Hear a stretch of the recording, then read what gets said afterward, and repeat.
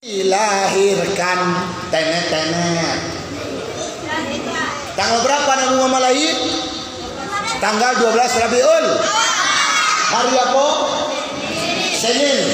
Bila waktunya? Menjelang subuh.